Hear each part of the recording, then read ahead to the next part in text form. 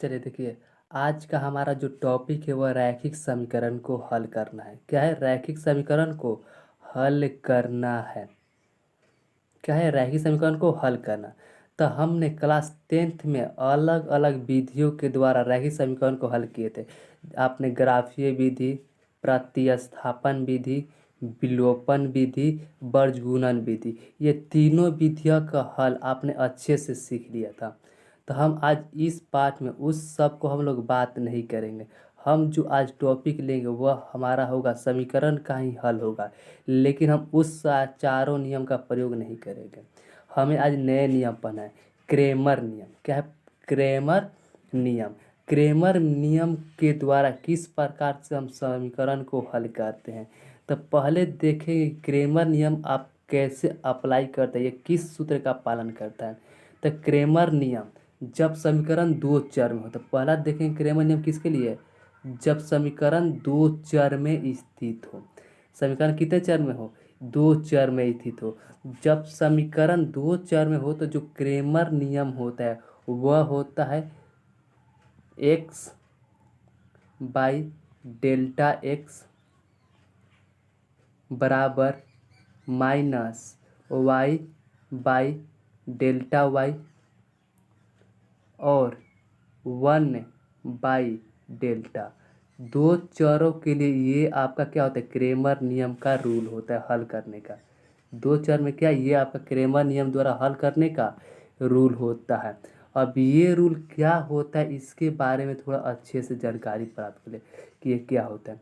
तो आप समीकरण में x और y का मान ज्ञात करेंगे। तो ये x और y दिया है, इसका मान ज्ञात करना होता है। आज जिस तरह से हम सारणिक का प्रसार ज्ञात करते हैं, पहला प्लस फिर माइनस फिर प्लस, तो इसी प्रकार से इसका भी चिन्ह, पहला प्लस यहाँ पर छिप गया, फिर माइनस फिर प्लस, फिर इसी प्रकार से आप बनेंगे।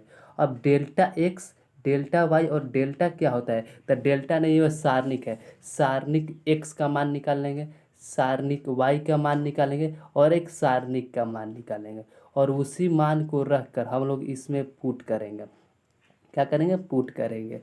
तो जो हम बीजगुणन विधि में हल करते थे, एक्स का मान निकालने के लिए भी ये करते थे हम, जो जो हम अचर पद के बराबर करते थे। अगर हमारा y के मान भी निकालना होता था तो y के मान को भी अचर पद के क्या करते थे? बराबर करते थे। तो क्रेमर नियम में यही होगा। पहले आप सभी रूल को, समीकरण को इस रूप में आप कर लेंगे, और इस रूप में होने के बाद एक्स के पद को भी आप अचर पद के बराबर रखेंगे और y के पद को भी अचर पद के बराबर रखेंगे, और इस प्रकार से आपका समीकरण x और y का हल निकल जाएगा। तो अभी हम बात करेंगे डेल्टा x और डेल्टा y और डेल्टा किस प्रकार से ज्ञात करते हैं। तो देखिए, आपका किसके लिए हम कह रहे हैं? दो चरों के लिए। तो इसको हटाते हैं। अब देखिए, दो चर आप कहेंगे कि चर की हम बात करें, दो चरों का, तो देखिए यहाँ पर दो चर, तो आप कहेंगे कि ए वन एक्स होगा, a1 x plus b1 y plus c1 बराबर 0, ये कहेंगे। आप दूसरा समीकरण लें तो a2 x plus b2 y plus c2 बराबर 0। इस प्रकार से आप कहेंगे, इस प्रकार से क्या कहेंगे आप कि हमारा समीकरण रहेगा। क्रेमर नियम को हल करने के लिए समीकरण का जो प्रारूप होना चाहिए इस रूप में होना चाहिए। अगर इस रूप में समीकरण नहीं दिया है तो आप समीकरण को सबसे पहले इस रूप में आप कन्वर्ट कर लें, तब आप क्रेमर नियम को अप्लाई करें। तो हमें बात करनी कि डेल्टा एक्स, तो डेल्टा एक्स की अगर बात करें तो डेल्टा एक्स बराबर होगा कि एक्स, जब डेल्टा एक्स निकालेंगे तो एक्स का अव्यय को नहीं लिखते हैं, यानी कि इसमें एक्स को अव्यय हटा देंगे तो b1 b2 c1 और c2, ये हमारा बचेगा डेल्टा एक्स का मान। और डेल्टा एक्स है तो इस प्रकार से आप देखेंगे कि ये द्वितीय कोटि का सारणिक हुआ, यानी सारणिक का हल कर देंगे तो क्या का मान निकल जाएगा? डेल्टा एक्स का मान। अगर डेल्टा वाई की अगर हम बात करें डेल्टा वाई की, तो ये जो होता है आपका डेल्टा वाई, तो देखिए डेल्टा वाई जो होगा आपका ये क्या होगा, तो वाई की अवयव को नहीं लिखेंगे तो क्या होगा, वाई का अवयव नहीं, तो A1 बचेगा आपका, यहाँ पर देखिए A1 और A2, ये A1 है, फिर आपका C1 और C2, ये आपका क्या होगा डेल्टा वाई का मान। अगर हम डेल्टा की बात करें तो जो डेल्टा का जो आपका मान होगा वह क्या होगा, तो अचर पद को नहीं लिखेंगे, तो अचर पद को नहीं लिखेंगे तो क्या बचेगा हमारा A1 B1 A2 और B2, ये हमारा क्या होता है, सब डेल्टा निकालने की क्या होती है फार्मूला होता है। आप यहाँ तक समझ गए फार्मूला को कि किस प्रकार से डेल्टा एक्स डेल्टा वाई और डेल्टा को निकालेंगे। और इसी प्रकार से आप तृतीय कोटि का भी क्या करेंगे निकालेंगे, डेल्टा एक्स डेल्टा वाई और डेल्टा, और तृतीय कोटि को भी क्या करेंगे बैठा देंगे। तृतीय कोटि से हमारा मतलब है कि तीन चरों के लिए A1 x B1 y C1 z अब प्लस D1, जो D1 कहलाएगा आपका अचर पद होगा। इस प्रकार से हल कर लेंगे आप किसके लिए, तीन समीकरणों के, तीन चरों में रही समीकरण के लिए। अगर उसके हम विस्तार की बात करें तीन चर में समीकरण का, तो देखिए विस्तार की अगर बात करें तो टॉपिक है आपका, जब समीकरण तीन चर में हो तो आप लिखेंगे एक्स बट्टे डेल्टा एक्स, फिर लिखेंगे प्लस के बाद फिर माइनस वाई बट्टे डेल्टा वाई, फिर आप लिखेंगे प्लस जेड बट्टे डेल्टा जेड, फिर अब अचर पद है तो -1 बट्टे में डेल्टा। इस प्रकार से आप देखें तो ये किसके लिए, तीन चरों के लिए हमारे ये क्रेमर नियम लागू होगा, क्या होगा लागू होगा। अभी हम कुछ देर बाद एग्जाम्पल को देखेंगे किस प्रकार से क्रेमर नियम को हल करते हैं। पहले आप कंसेप्ट को सीखें कि कंसेप्ट क्या कहता है, किस प्रकार से हम मान रखते हैं। तो चलिए यहाँ तक समझ गए होंगे। अगर अब हमें अगला विधि जो अपन है वह आव्यूह के व्युत्क्रम द्वारा, आव्यूह के व्युत्क्रम द्वारा समीकरण को कैसे हल करते हैं। तो देखिए आव्यूह के व्युत्क्रम द्वारा समीकरण को हल करने के लिए हम लोग इस फॉर्मूले का प्रयोग करते हैं, x बराबर ए इन्वर्स बी, ये फार्मूला का प्रयोग करते हैं किसका, आव्यूह के व्युत्क्रम द्वारा समीकरण को हल करने के लिए। जहाँ x क्या होता है, तो x जो होता है देखिए यहाँ पर चरों का आव्यूह रूप, जितने भी चर होंगे, अगर तीन चर है तो तीन, दो चर है तो दो चर, जो x होगा बड़ा x होगा, तो चरों का हम जो होता है उसका आव्यूह स्तंभ के रूप में लिखते हैं, x y z इस रूप में लिखते हैं।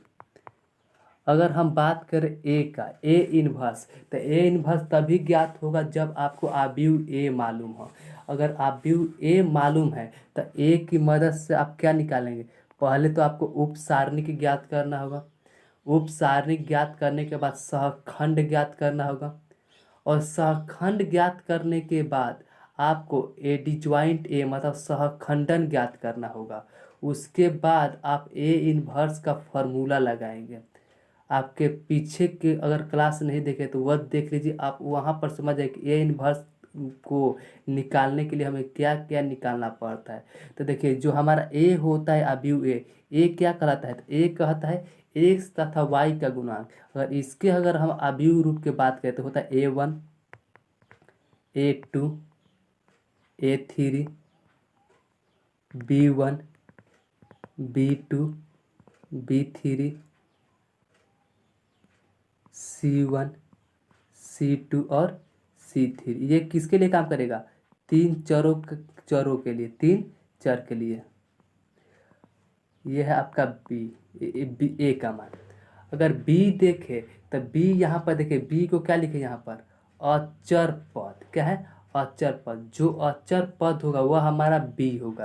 यानी बी आपका अचर पद का होगा 3/3 के लिए D1 D2 और D3, 3/3 के लिए क्या होगा, तीन चरों के लिए D1 D2 D3।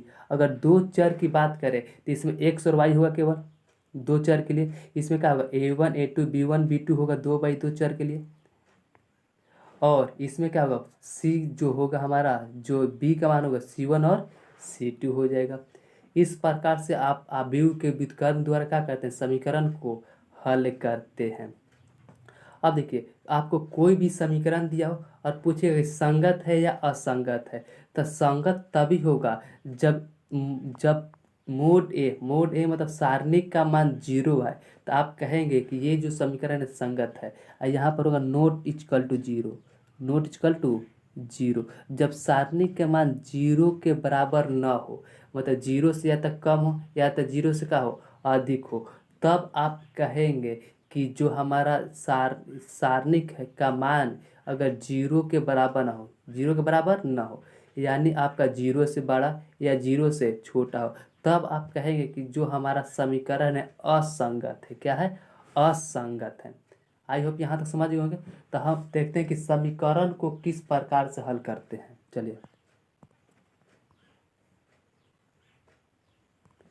तो पहला हमारा है क्रेमर नियम। पहला क्या है हमारा, क्रेमर नियम। क्रेमर नियम समीकरण को किस प्रकार से हल करेंगे, तो देखिए, क्रेमर नियम से द्वारा हल करना है समीकरण को। ये समीकरण किस नियम से हल करना है, क्रेमर नियम के द्वारा समीकरण को क्या करना है, हमें हल करना है। तो क्रेमर नियम द्वारा समीकरण को हल करने के लिए सबसे पहले समीकरण को बराबर में तो कोई अचर पद होना नहीं चाहिए। तो पहले अचर पद को इधर ला देंगे, तो प्लस में है, माइनस में, प्लस में है आपका माइनस है, यानी कि पहले इस रूप में कन्वर्ट करेंगे। उसके बाद क्या करेंगे, डेल्टा एक्स, डेल्टा वाई और डेल्टा का मान निकालेंगे। तो डेल्टा एक्स, तो एक्स का व्यय नहीं होना चाहिए। तो देखिए, डेल्टा एक्स में एक्स का व्यय नहीं है, डेल्टा वाई में वाई का व्यय नहीं है, और डेल्टा में अचर पद नहीं है। इस प्रकार से सजा लेंगे, और सजाने के बाद हम लोग 2/2 सारणिक का हल निकालना सीखे।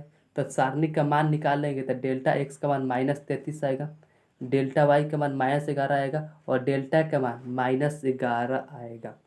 अब ये तीनों मान जब निकल गया, तो क्रेमर का नियम हम अप्लाई करेंगे। किसके लिए, तो दो चरों के लिए, क्योंकि दो चर में है। तो क्रेमर का नियम कहता है delta x by delta x minus y by delta y और 1/डेल्टा। और ये नियम अप्लाई किए, देखिए, तो एक्स का मान छोड़ दिए, क्योंकि एक्स और वाई का मान हमें ज्ञात करना होता है। डेल्टा एक्स का मान -33, डेल्टा वाई का मान -11 और डेल्टा का मान -11 हमने रख दिया। और रखने के बाद हम जो बर्जगुणन विधि में जिस प्रकार से हल कर, इस प्रकार से इसमें भी हल करेंगे। अब एक्स के पद को भी अचर पद के साथ और वाई के पद को भी अचर पद के साथ बराबर किए, और बराबर करके यहाँ पर 11 से 3 बार में कट गया माइनस के साथ, यानी एक्स का मान केवल 3 आया, क्योंकि 11 से 3 बार में कटेगा। और इसको है तो माइनस के साथ 11 कट गया, यानी कि वाई के मान माइनस आया, क्योंकि इसमें क्या है आपका माइनस है। तो इस प्रकार से आप क्रेमर विधि से आप समीकरण को हल कर लेंगे। अब हम देखते हैं कि आव्यूह विधि से कैसे समीकरण को हल करते हैं। तो देखिए, आव्यूह विधि समीकरण को हल करने के लिए क्या करेंगे, तो देखिए, चलिए, देखिए, जो हमारे सामने, आपके सामने ये समीकरण है, इसे क्या करना है, आव्यूह विधि से हल करना है। वही समीकरण है, बस तरीका चेंज करना है। तो आव्यूह विधि में समीकरण को ज्यों के त्यों छोड़ देते हैं। इसमें एक्स, ए और बी मानते हैं। तो एक्स आप क्या मानते हैं, तो क्या मानते हैं, चर राशि को। तो चर एक्स और वाई है, तो एक्स को इस रूप में लिखेंगे। और ए क्या होता है, तो एक्स और वाई का गुणांक। तो ए को एक्स और वाई का गुणांक मान लिए। बी क्या होता है, अचर पद। तो बी क्या हुआ, हमारा अचर पद हो गया। इस पर एक्स, ए और बी मान लिए। तो उसके बाद क्या निकालेंगे आप, मोड ए निकालेंगे। तो जब हम मोड ए यानी सारणिक ए का मान निकाले, तो इसका मान क्या है हमारा -11। एडिजॉइंट ए निकालेंगे। तो एडिजॉइंट ए निकालने के लिए हम आसान तरीका बताया था, 2/2 के लिए आसान तरीका क्या होता है। तो पहले आप कहेंगे कि ये दोनों में जो होता है हमारा अवयव चेंज होता है, ये दोनों का अवयव चेंज होता है आपस में। तो ये दोनों का अवयव को चेंज कर देंगे, और इस दोनों में क्या होता है, चिन्ह चेंज होता है। तो देखिए, अवयव को चेंज कर दिया और इसमें चिन्ह को चेंज कर दिया, तो हमारा 2/2 अवयव का एडिजॉइंट ए आसानी से ज्ञात हो गया। जब एडिजॉइंट ए ज्ञात हो गया और मोड ए ज्ञात हो गया, तब हम लोग लिखेंगे आव्यूह विधि द्वारा। तब हम लिखेंगे आव्यूह विधि द्वारा। तो आव्यूह विधि द्वारा आप फॉर्मूला ये लिखेंगे, एक्स बराबर ए इनवर्स बी। और ये कहाँ से, तो आप देखें कि ए इनवर्स का फॉर्मूला होता है इंटू बी है, तो इंटू बी ज्यों का त्यों लिख दिए। अब सबका मान रख देंगे तो 1/mod ए का मान यानी सारणिक ए का मान -11 आया था। एडजॉइंट ए का मान हमारा ये था और बी का मान हमारा ये था। तो ये ज्यों का त्यों लिख दीजिए जो बाहर है। ये आव्यूह के गुना करेंगे तो आव्यूह का गुना तभी संभव होता है जब पहले का स्तंभ और दूसरे का कॉल रो बराबर हो। पहले का स्तंभ और दूसरे का पंक्ति बराबर हो। तो यहाँ पर आप देखेंगे कि पहले का रो और दूसरे का पंक्ति यहाँ पर बराबर है, क्योंकि इसमें कितने हैं तो स्तंभ आप कहेंगे कि कॉलम 2 है तो इसमें रो कितने हैं 2 है। तो हमारा गुना संभव है। तो गुना करने के लिए क्या करते हैं हम लोग, तो गुना करने के लिए आप कहेंगे कि गुना करने के लिए हम ये करते हैं कि इधर से पहले अवयव को लेते हैं, यानी कि जो दूसरे आव्यूह है, दूसरे आव्यूह के पहले स्तंभ के पहले अवयव को पहले सारणी के जो पहले आव्यूह है, देखिए अच्छे से सुनिए क्या बोल रहे हैं, दूसरे आव्यूह के स्तंभ के पहले अवयव को पहले आव्यूह के पहले स्तंभ के साथ गुना कराते हैं। या आप गुने के क्रम को सीख जाए, देख ले आव्यूह का वीडियो उसमें पड़ा होगा। इसके साथ तो गुना गया तो 1 और -2, और जब तक ये स्तंभ खत्म नहीं होगा तब तक ये सब प्लस के सीरीज में आपका बढ़ता चला जाएगा, तब तक प्लस के सीरीज में बढ़ेगा। तो जब दूसरा लेंगे, दूसरा बे लेंगे तो दूसरे स्तंभ के साथ गुना कराएंगे। किस स्तंभ, दूसरे स्तंभ के साथ गुना। तो दूसरे स्तंभ के साथ अगर गुना कराएंगे तो 7 × 5 = 35, प्लस नहीं होगा क्योंकि यहाँ पर माइनस दिया है, गुना करेंगे तो माइनस ही रह जाएगा। तो ये -35 और ये 7 दूनी का 14। अगर हम इसको यहाँ से हल करते हैं तो यहाँ पर पाते हैं कि 2 में से 35 घटेगा तो -33, 3 में से 14 घटेगा तो ये आपका 11 होगा, क्योंकि अलग अलग चिन्ह तो घटाते हैं और जो बड़ा होता है उसी का साइन दिया जाता है। अब यहाँ हम 11 से डिवाइड करेंगे, बाटा मतलब भाग, तो 11 से 3 बार में कट जाए और माइनस माइनस भी क्या हो जाएगा, कट जाएगा, यानी केवल 3 बचा। और इससे 11 से 11 कटेगा लेकिन माइनस नहीं कटेगा, तो ये अपन -1 भी बच गया। अब अगर तुलना कर देते हैं तो देखिए x का मान 3 और y का मान -1। इस प्रकार से आप समीकरण का हल हमारा हो जाता है। और अगर आप इससे अच्छे से क्लियर करना चाहते हैं तो आप अपने बुक के से 4.6 को देखें और हल करें, आपको ज़्यादा अच्छा होगा और आप जल्दी सीख भी जाएंगे।